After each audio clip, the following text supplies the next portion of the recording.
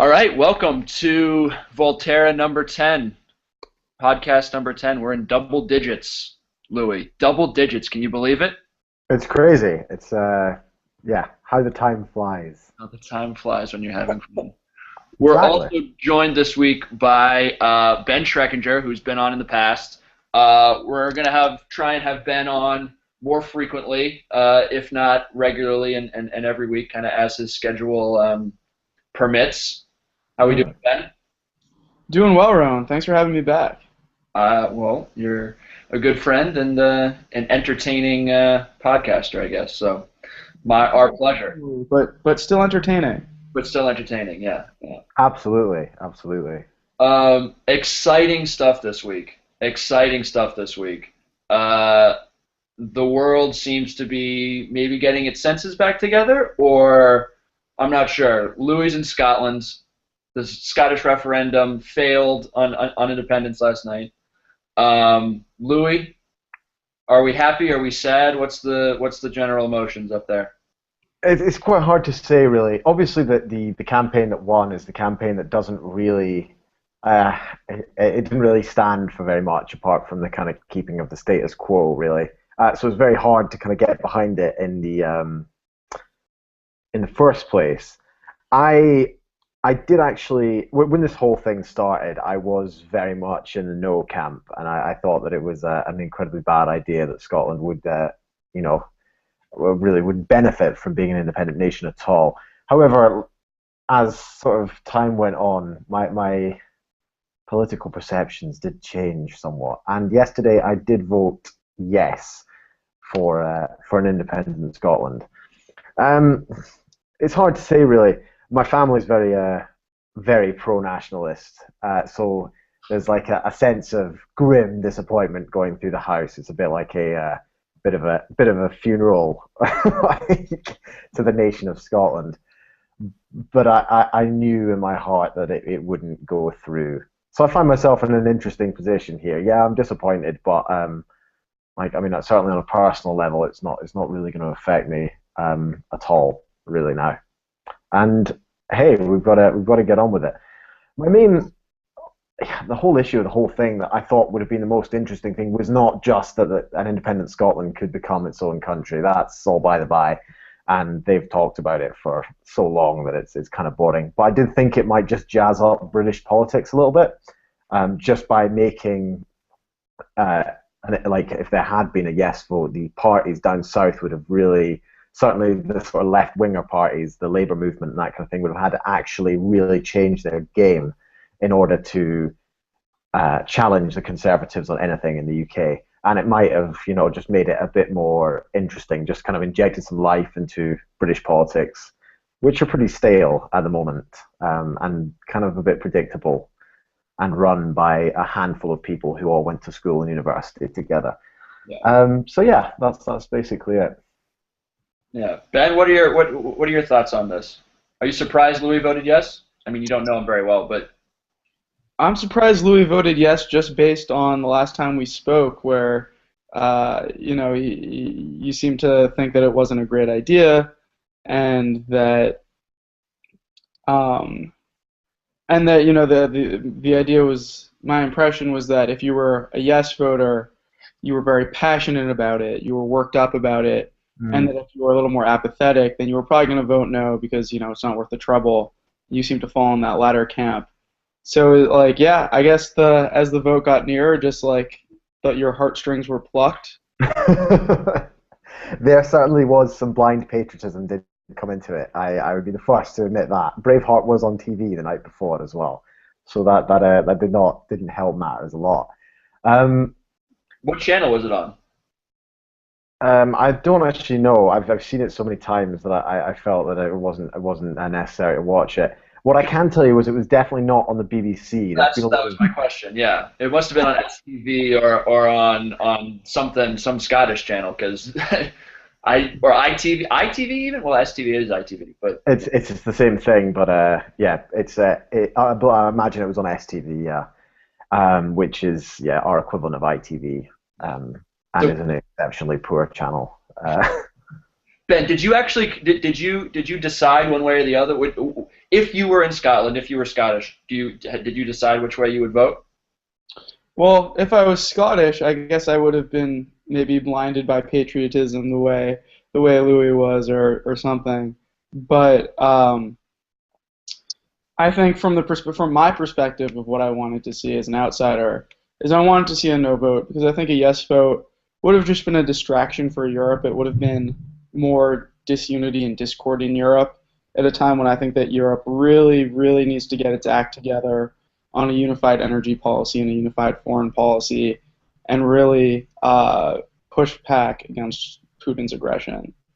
Yeah. So I think it's probably for the best that that independence didn't go through. No, I'm quite inclined to agree with you on some levels of that. Certainly, the NATO and the EU will be breathing a sigh of relief, particularly because this probably would have led to a lot of other oppressed nations isn't the right word, but sort of stateless nations who would have also almost certainly sort of jumped on this bandwagon of independence referendums. Certainly, the Catalans have been watching this with sort of due diligence, because they want to have one the month after next. But I think this will probably go quite a long way into putting a bit of a dampener on that. And as you say, there is a lot of knock-on effect. Obviously, Europe is very divided in between the countries that exist, and it's probably not a great thing that many more countries would be created. Yeah, I'm not sure how much this affects the Catalan vote. Obviously, if it had been a yes, that it would have affected it a lot, and probably would have given a lot more kind of credence to their movement. But I think this doesn't really change the Catalan vote at all. My vote actually changed yesterday as I was thinking about it more and more. And I think I would have voted yes. Actually, I think I would have joined you, Louis. Strictly because it would have, like you said, kind of energized the left across across Great Britain. Really, it would have changed Westminster politics, and it also would have created a social democracy, a much more leftist social democracy in Scotland that would have potentially been a kind of this is my Americanism poking its head out here, but it kind of like a beacon of new leftist policy when we've had across Europe a surge of the right, a surge of austerity measures, a surge of kind of conservatism. Exactly. I think this is a missed opportunity, not a missed opportunity, but because the left can still like exert its presence in Scotland through like devolution. Yeah, absolutely. Yeah. It remains to be seen what will exactly happen now. There's not really, as I say, because the Yes campaign did have a lot of kind of optimism, and they were the ones that were really they had something to kind of to sing about, so to speak. There is a sense of just a bit depression in the streets of Edinburgh today, where everyone's kind of getting on with their day, but there's it's a sense of something missing. I believe we've been sort of promised new powers now of devolution, which will be very interesting to see if, like, no one said what those are, or really given a definite date for when that'll happen. And it'll be quite interesting to see whether the Tory government in Westminster simply just goes back on their promise now that they've sort of ended the Scotland question once and for a long time. Maybe not once and for all, but certainly for the near future. Yeah. I thought there were some specifics. I thought that Scotland will be able to like set and collect its own income tax. We're supposed to be, well, they're changing the whole Barnett formula, but literally nothing has been implemented here yet at all. And what they've done is they've as you say, there's a few sort of kind of not sketchy, but they've just said this will kind of happen, and they've appointed a lord to come and do that as well. But there's no kind of timetable for it at the moment. And it may well happen. Don't get me wrong, but it would be just quite interesting to see if the Conservative government do completely sort of wash their hands of the whole thing and just get on with life as normal, which has happened in the past. So we'll see. There's been a lot of kind of it got pretty sort of quite dirty towards the end of this, actually, especially with the kind of coverage, media coverage got really behind, really against the Yes campaign in the last few days coming up to it. A lot of companies have come out as well, have been sort of prompted by the Westminster government to say that they'll either leave or food prices will go up, and I think that did have a lot of impetus on like the kind of undecided voter who is, likes their savings account and being able to buy milk at under £1 a bottle. Were there any major outlets that Sorry, say that again? Were there any major outlets major news outlets that supported the Yes campaign? One paper, the Glasgow Herald. Okay. That was it, though. Everybody else was very much against it. It actually got to such a level of hatred that obviously in Britain we have the red tops, like the tabloid newspapers. And the day before the election, the Scottish Daily Mail ran with the headline, "If you vote yes, like the Yes campaign will build a secret £2 million castle fortress base in the Highlands." Which almost made me want to vote yes, just so they'd do that, actually. But how these store, and to be fair, I don't know how much base you could really make for £2 million, but that was the kind of ridiculous. They called it sort of fear mongering. Yeah, that's what Andy Murray came out against, because I saw that was a surprise. I thought he was totally for like the no campaign, which I guess he wasn't. But was that a surprise? Were there any like surprise besides him? Surprise kind of endorsements of Yes? I think his one was the most surprising because he'd really kept out of it for a long time, and obviously when he plays tennis, he plays for Britain. Right. And he's very popular as a British figure, especially amongst like pro-union Scots. I think the Yes campaign were a bit pissed off with him that he came out hours before the actual vote. But on the other hand, that like gives a kind of last-minute jolt. You know what I mean? Like that's a kind of I mean, I can imagine that they weren't happy they couldn't have used him for the past 6 months. But on the other hand, it gives a kind of, I don't know. No, that's fair. Actually, if you put it that way. He's not a popular guy at the moment in the UK, obviously, because he's come out as a separatist, and now they've lost. So, but he says he's okay with playing for Britain, which is good because he couldn't play for anyone else. So that's him sorted. Yeah. So Ben, do you have any thoughts about this? Any further kind of input? No, I hadn't considered your point about it sort of energizing leftist politics, which is interesting.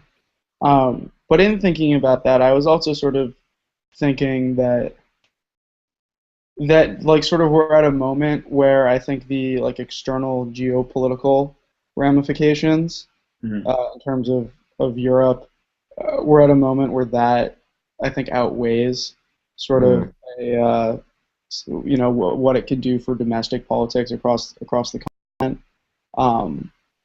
which is just a consideration that I guess is very in a different context. If this were 2 years ago, I think your point would probably outweigh the geopolitics, but I think it's just a different moment. So. Yeah, no, it's fair enough. And as you say, there's no reason why it won't happen again. Certainly in our lifetime, but yeah. Yeah, I would counter your point with saying that the domestic politics of countries often has a much greater effect on foreign politics than we give credit for. I mean, there's a kind of realist vision of billiard balls knocking against each other, and there's no kind of internal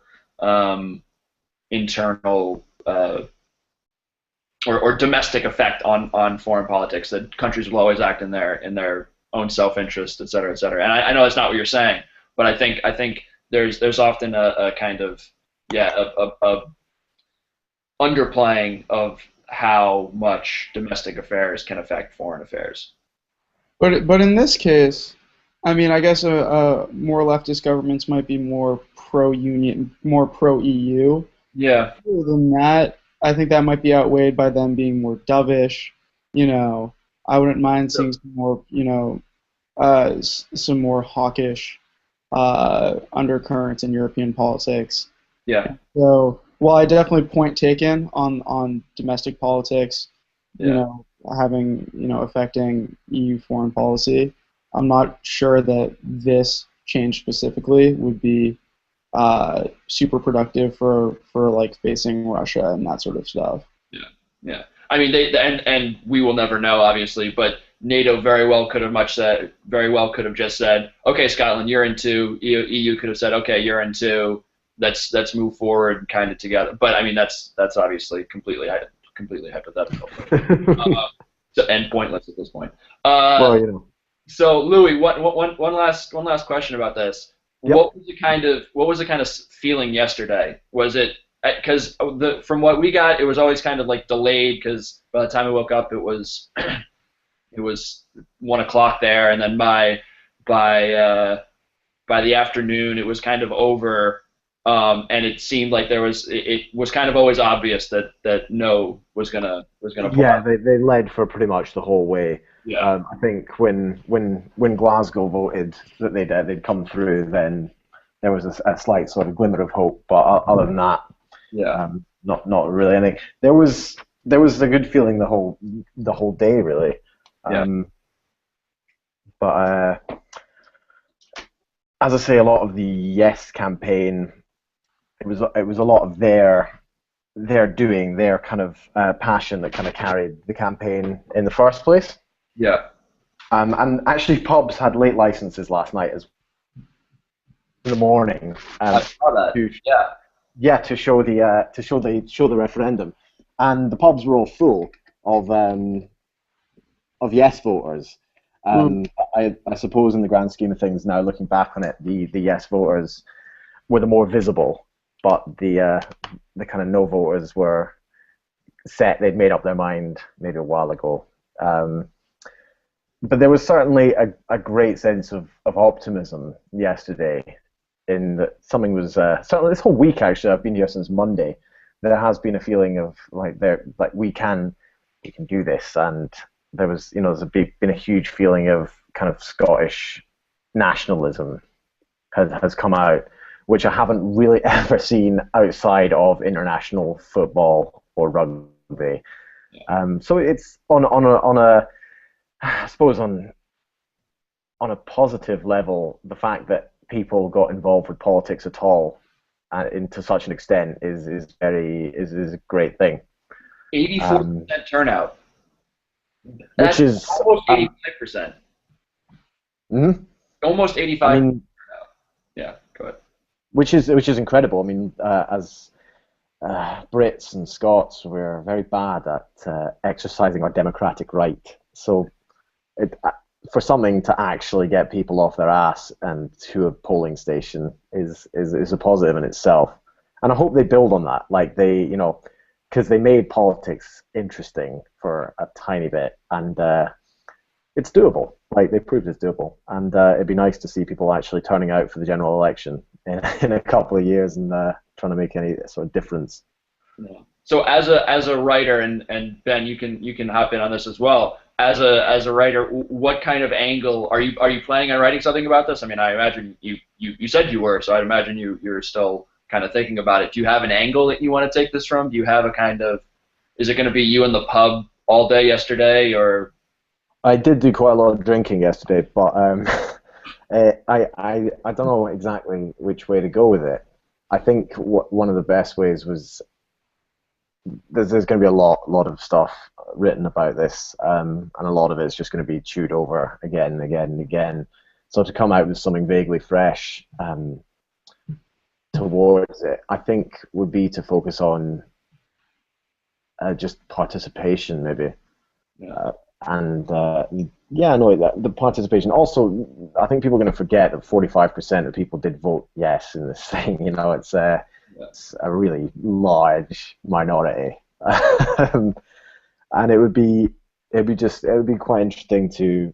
I've been trying to do a piece actually on kind of Scottish nationalism, which it kind of fluctuates depending on a lot of outside factors. And actually, I say a lot of outside factors. I mean sport, really. But but I find Scottish nationalism it's a fairly unique one in the world, and I've been always wanting to write something about Scottish people living abroad, like myself, like in London, and I think this could maybe tie in with that, because it really did bring the kind of diaspora out, and in a sort of show of Scottishness and Britishness and apathy as well. Yeah. So we'll see where we go. All right. Well, on that note, we'll turn to our second topic today.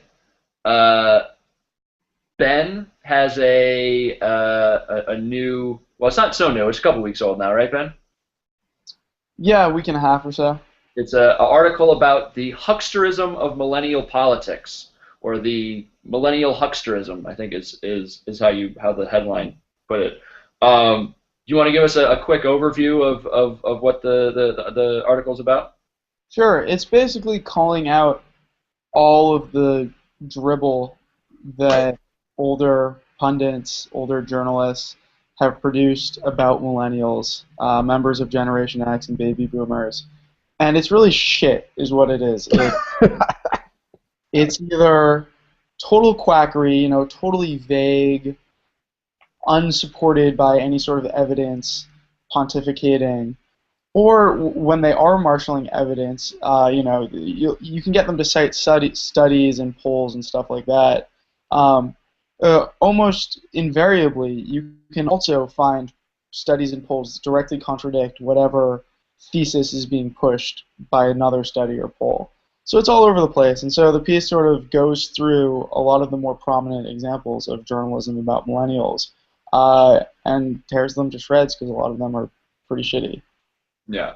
So first point that I read this last night, and I took some notes on it. First point that I have is that you use pabulum and secula in the first like 3 paragraphs. And if I didn't know that you were a classics major, I would know now that you were a classics major. Pabulum was me. Secula is actually a term. I'm just sort of quoting these guys, Strauss and Howe, who have this totally quacky theory of cycles of generations in American history, and a prophecy about how millennials are going to be the next golden generation, the next hero generation that confronts some great crisis and brings about a golden age. And so secula is their term. I'll take credit for pabulum, though. Yeah.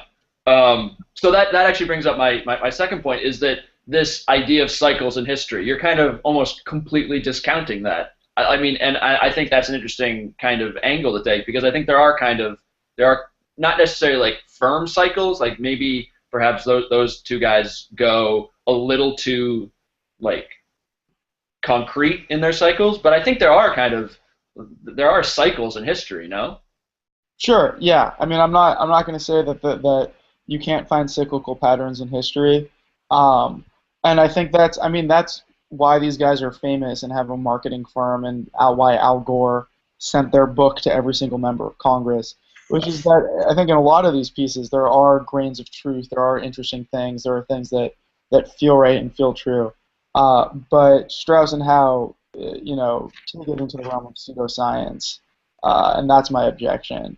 But in terms of like a broader, this wasn't supposed to be like a broader philosophical meditation on patterns in history, and I think there are cycles. I think you're right.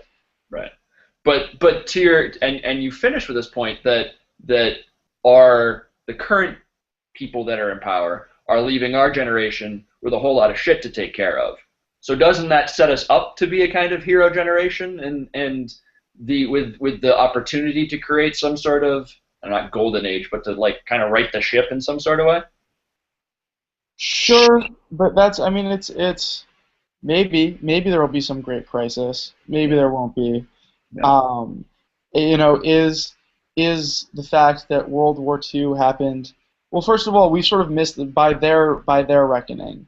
I Yeah. think we've already, if this great crisis doesn't happen within the next decade, then like their theory's wrong because their theory I think is like based on like 80-year cycles, and so yeah, maybe in a decade we'll look back and be like, wow, these guys are fucking amazing. But I mean, like I think that scholars have taken long hard looks at their books and been like, Yeah. They're like I said, they kind of over and I have read about their theory before, but they do kind of I don't know, uh, not overemphasize, but they kind of think they're smarter than everybody else. Um, so what do you think it is? And you kind of mentioned this with your quote from who was it? Horace? yeah. Yeah. Which again belies your or not belies, but shows your academic background. Uh, what do you think it is about like older generations that makes them despise the generational traits of their offspring? I think honestly, I think that nostalgia is a very powerful psychological force, and that a lot of it is just if you're living in the if you have like a rose-colored view of the past, which most people do naturally. I think it's very natural to look back on the past and sort of only remember what was good. Then the present is going to look shitty by comparison. And so I guess it's not much of a leap if you're older to then sort of lay that at the feet of the younger generation. Yeah, I think I completely agree with you. I also have the sneaking suspicion that it has something to do with our own kind of insecurities about our parenting skills. So like our parents are the ones that raised us, and they raised us not in their own image, but with some sort of new ideas about how to raise, and every generation's kind of raised that way. Every generation raises their kids different from how their parents raised them, and it might be I don't know that was some kind of theory that popped into my head as I was reading. Do you have lend any credence to that, or is that just bullshit? Just based on the fact that that a lot of what people are harping on are things that you can trace directly to like the parenting style of baby boomers. You know, they talk about our narcissism, about the fact that we've all been told we're special and the best. There does seem to be a sort of unhealthy fixation on the parenting strategies that we were raised with, and so I think there probably is something there. Yeah. Louis, feel free to jump in on this because I feel like there are pretty shitty aspects of our generation No, that, I very much. I'm interested in your like the parenting thing of the kind of like an almost template of parenting that's been not passed down but adapted through the ages maybe. yeah, And at the moment, this generation certainly, yeah, I suppose we maybe have lost that sort of template in a way. Um, it's hard to say though. Yeah, it's very hard to say. Obviously, not having kids and that sort of thing. Yeah, I mean, my view on this generation is, I think, acerbic and cynical would be doing it a great service actually. Um, we I find the whole kind of reliance on technology, the kind of complete and our inability to almost exist without the it's hard to say, sort of rambling a bit, but without the tech that kind of seems to hold this generation together. That would be to me the defining aspect of this generation. I'm 25, and yeah, the way that technology has evolved in the time that I've been growing up has really defined, yeah, this entire generation. And now that is what I mean, technology, computers are what young people today are completely reliant on. I find it a bit scary, a bit sad that is kind of how we interact, and that's how we how we do almost everything these days. But people will no doubt look back, and this will be the defining characteristic of our generation. And it probably does have, we're dealing with different technologies. It's evolving much faster than it did, and obviously that's going to have a huge effect on how people did things in the past. You look back, and it's just becoming more and more far removed, I suppose, from even our parents' generation. And to be fair, we're all mid-20s. Even our generation is looking quite dated, Yeah. Well, and that's something interesting there. We are kind of the first generation to have this mass communication infrastructure, for lack of a better word, and that is the kind of our exploration of that infrastructure is kind of what defines our generation. We are the first ones to explore this, the first ones to kind of. We're not the first ones to take selfies. People have been taking selfies with analog cameras and with film cameras since they were invented, but it's kind of just this massification, this universalization of communication that we are discovering for all generations to come, maybe. No, I think the communication's absolutely spot on, where it's as if we are, which may be a good thing as well, but we are learning a new way to communicate. Like this has not been done before. Yeah. And it's bound to have a profound effect on the way that people are, the way people, it's going to be the defining characteristic of the generation. Yeah. So Ben, going back to you, like what are some traits? I know like there are a lot of traits that are completely bullshit. Like we're narcissistic, we're like they're just contradict each other all over the place.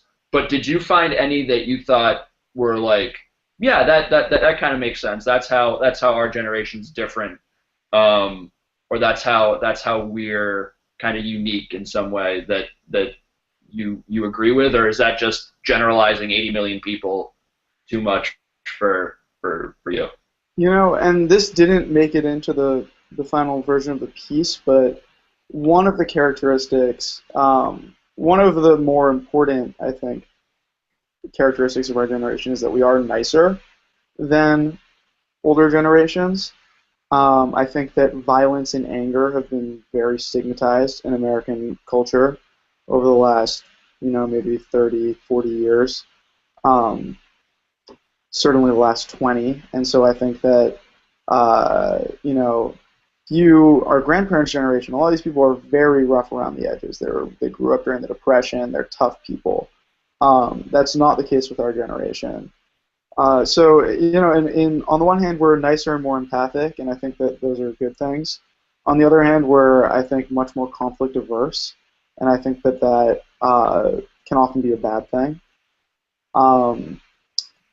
So yeah, I think that's sort of probably baby boomers are nicer than their parents' generation, who may be even nicer than their parents' generation. I think if you've read the Steven Pinker book, The Better Angels of Our Nature, which is sort of about the long-term decline in violence over the course of human history, I think sort of this micro trend that we may see with millennials, American millennials, may be part of just a much longer term trend in which violence and anger have decreased in the human experience.